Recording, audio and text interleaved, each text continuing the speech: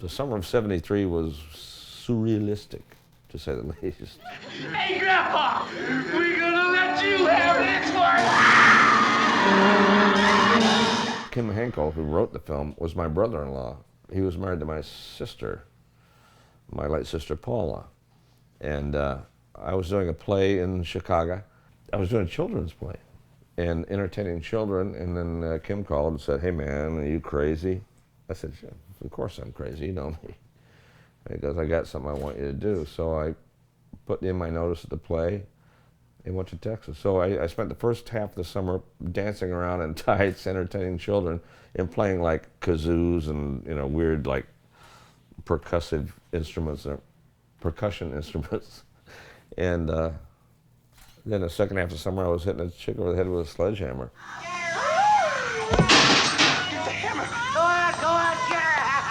I had no idea that he was working on a film. And yeah, it was rather a shock to me. And I said, I'd love to do it. I mean, there's not a lot of 115-year-old actors around, so did it really matter how old someone was? And of course I read the script, and there's not much to read about Grandpa, Read the script and thought, ooh, jeez. It's been rough. Please help! Please. Really what I was told was that he's an embryonic old man.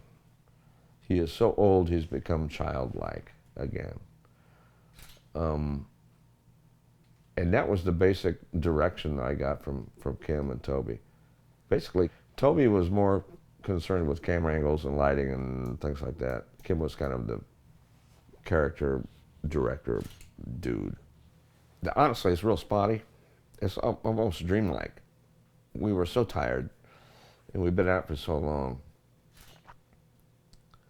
But I can recall Kim taking me aside, not aside, but he came over to me probably because I was just sitting in my chair going like, what the fuck, But he said, have you ever seen a newborn baby? Have you ever seen a baby nurse? And I had, at that point, had several nieces and nephews and a younger brother, but I said, yeah. He goes, you know how they kind of get into, they get their hands working and their feet kind of kick. And I said, yeah. He goes, that's what I want to do.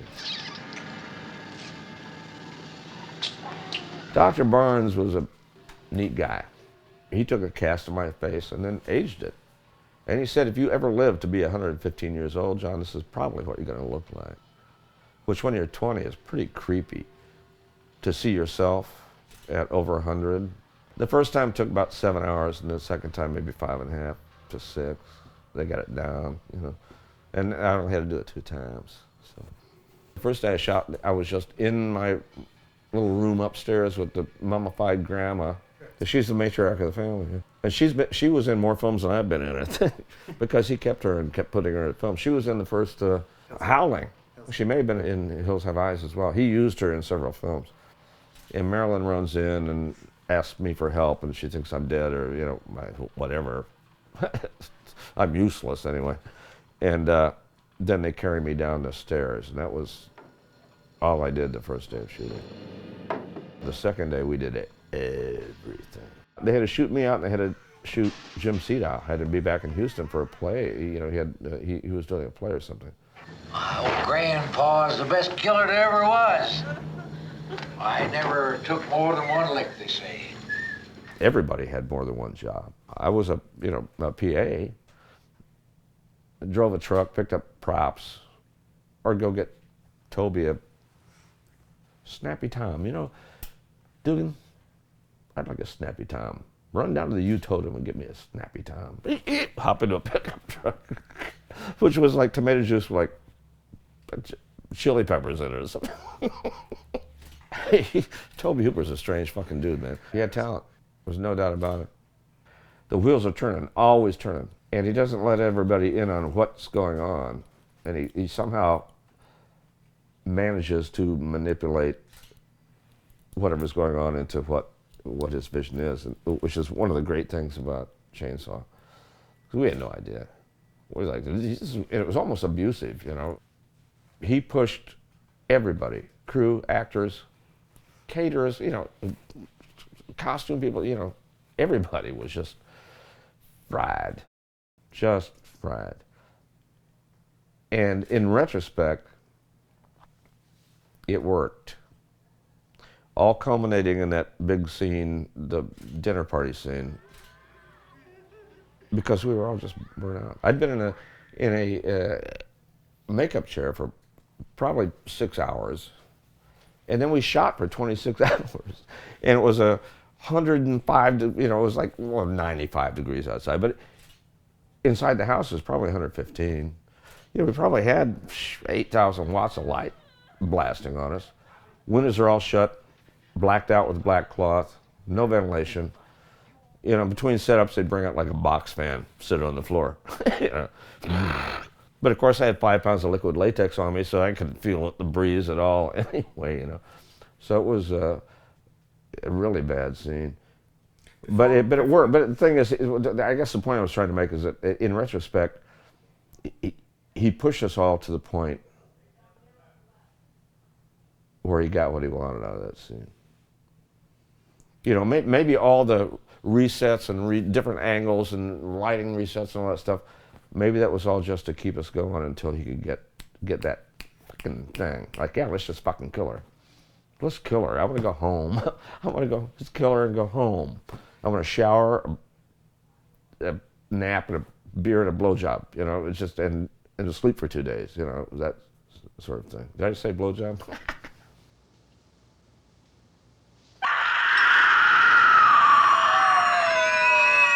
Robert Burns, who was our production designer, yeah, who was a fucking genius, God rest his soul, and very strong-headed, opinionated about, you know, the way things should look.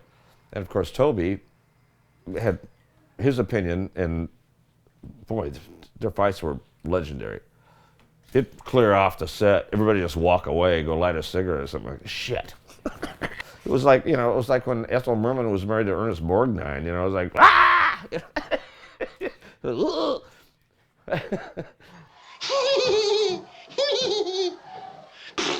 Come on, Franklin. It's going to be a fun trip.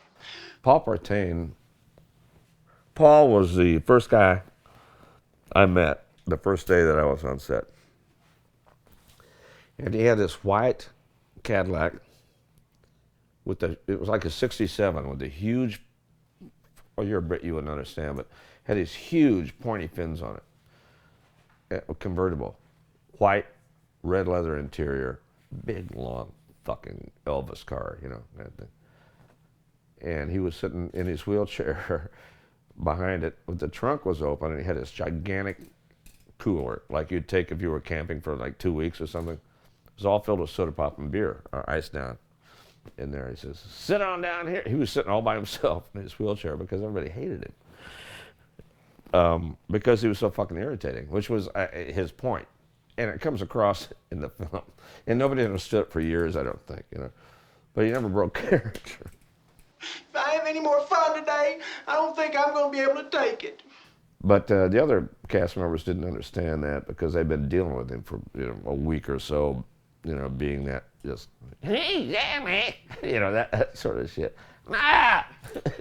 You know, and Bill Vale tells a story about Paul Partain sitting in his wheelchair, and there's a cooler over there with like water and soda pop in it and stuff. And Bill's over there getting himself something to drink, and Paul goes, hey, Kirk, which is his character name. Kirk, can you get me a pop? You know, a Coke, or some shit like that. You know, Bill looks at him and says, I'm not Kirk, and you aren't crippled. Get up and get yourself a fucking soda pop. But he just like, Oh, my father owns it. That's your daddy's place, huh? Yeah. Look, I got some good barbecue here. Jim Seedow, man. What a fucking trip he was. Jim Seedow was a marvelous man, a marvelous actor, and very serious about his craft. And he was always working. you know, if we were between shots, he was just constantly had his script in his hand, making notes and going over things, seeing how I could do something different or put some nuance, some little thing. And if you watch the film again and watch his performance, it's very nuancy. There's a lot of he brought a lot to that film, and he was constantly working on it. Anytime he got a break, trying to improve it, make it better, and he was really as far as actors go, yeah, he was absolutely the pro on set. I mean, I was a theater actor. I'd never done a film before. Ed Neal, I don't know what his film background was. He had probably a copious theater background like I did, but Marilyn had done a couple things, but he was the vet, and we referred to him as the old man. You know what? He was, I think, 13 years younger than I am now, and we called him the old man. But we were all young, so. There's no need to do that. Nobody's gonna hurt you.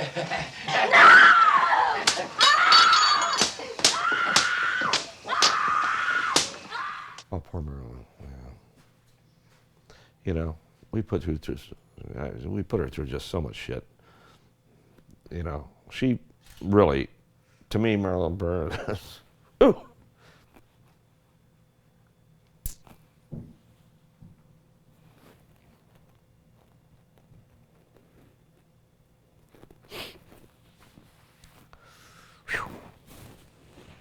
She went through hell.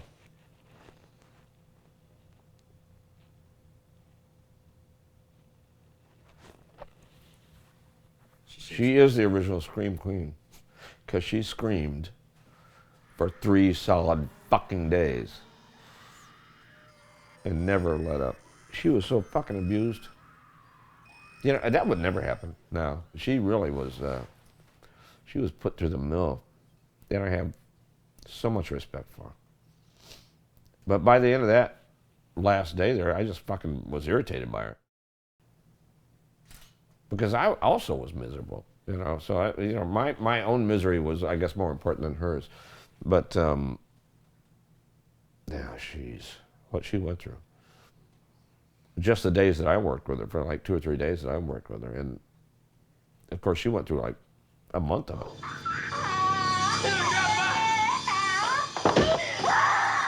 The hammer scene? I love that fucking scene. Come on! That hammer, wipe the tears out of my eyes.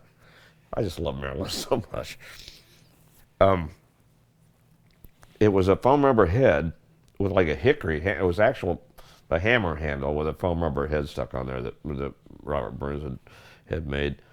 And it was the old-fashioned kind that a little bit of the handle comes through the head and it's up there. So there was a piece of wood coming out of the top of it. And I caught her with that and cut her back here. And it's on film. You can see it. Apparently it touches a nerve. And I, unfortunately, really can't do that because I was in it. I can't sit back and look at it objectively. To me, it's a comedy. Everything in it is funny to me because I was there through much of the shooting, and I remember the little behind-the-scenes thing. I remember what happened when we were shooting that. I remember this, and I think about somebody else over, the makeup girl falling down and spilling something. There's a whole thing that goes on behind what's on the camera, a whole life there. So I can't. It's really, really hard to watch a film you've done and watch it just as a film. Well, who would have thought? 40 years, 40 fucking years, Dave. Jesus, what can you say? And think, I didn't make a whole lot of money making the film initially, but over the years, I'm sitting here talking to you, over the years, I've made more than most people make on their first film. Almost more than anybody made on their first film as an actor.